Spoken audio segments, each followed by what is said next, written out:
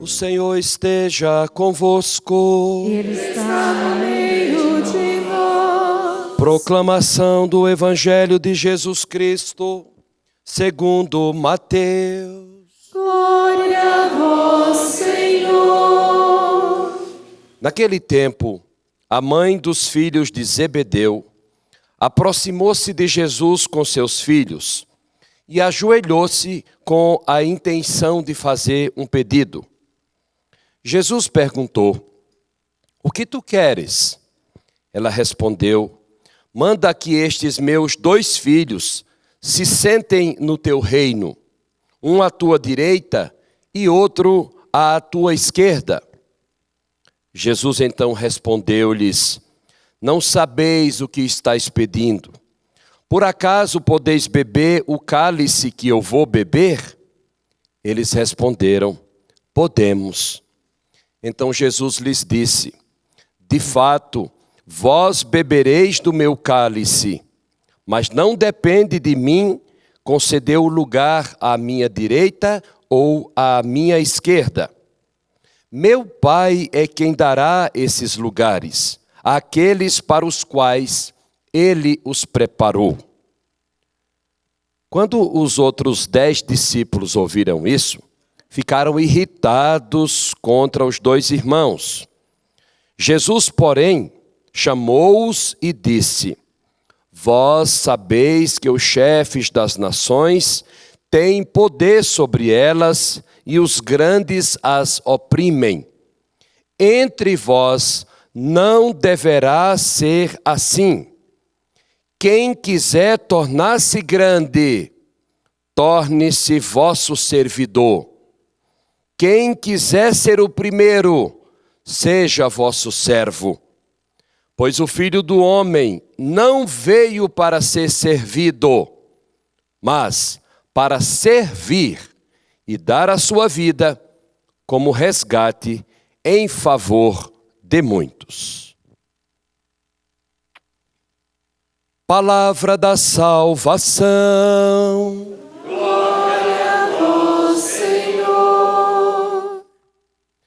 Que as palavras do Evangelho perdoem os nossos pecados. Amém. Meus queridos irmãos e irmãs, presentes aqui na capela da Rede Século XXI, irmãos queridos, tantos quantos nos acompanham através da transmissão, da internet e da TV. Hoje, com toda a igreja, nós celebramos a festa do apóstolo São Tiago. É uma ocasião feliz para beber na fonte da nossa tradição católica, não é? São Tiago Maior, padroeiro da Espanha, o primeiro apóstolo que derramou seu sangue por Jesus. Lá no começo da nossa fé, ainda quando os cristãos eram um pequeno grupo, esse apóstolo corajoso, fiel, derramou seu sangue como testemunha de amor e fidelidade ao seu Senhor.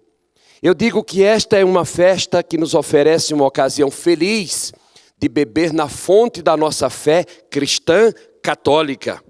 Porque a fé cristã católica se fundamenta, evidentemente, em nosso Senhor Jesus Cristo, mas também naquilo que Ele mesmo quis para a sua igreja, o fundamento dos apóstolos.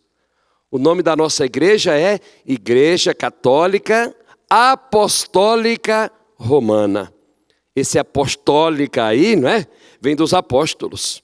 Porque nosso Senhor Jesus Cristo confiou a eles a tarefa de seguir com a sua missão. Jesus teve um tempo limitado na história, 33 anos, sabia que ia voltar para o Pai e quis deixar os seus.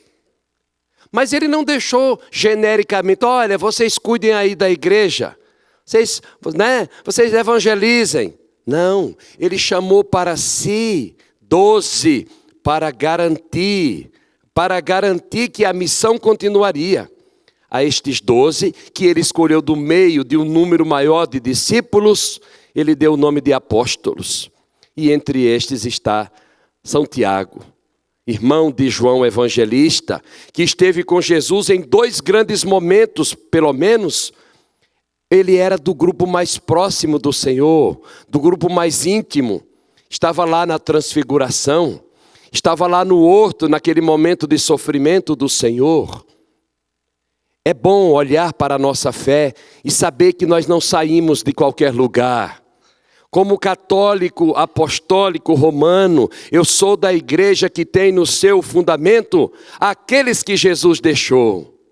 E cada bispo é um sucessor dos apóstolos.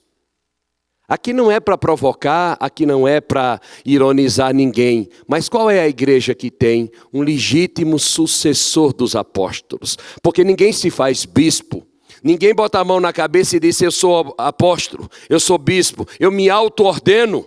Não, o ministério episcopal é da igreja, recebida de Jesus em Pedro. E Pedro fez seus sucessores, e os seus sucessores fizeram os seus, a ponto de que nós temos hoje bispos que, se você for olhar na linha do tempo, você vai voltar aos apóstolos. Só a nossa igreja tem isso, a legítima sucessão dos apóstolos. É claro que isso não significa que a igreja seja apenas santa. Ela é santa porque é de Deus, mas é pecadora porque tem o seu sangue e o meu. Isso não significa que a igreja é puríssima, imaculada, idolatrada, salve, salve. Não, a igreja tem a marca da humanidade. Por isso São Paulo nos disse na primeira leitura de hoje, né? Trazemos este tesouro em vasos de barro. O que é esse vaso de barro, senão a nossa humanidade? O que é que acontece com um vaso de barro se ele é jogado no chão, hein, minha gente?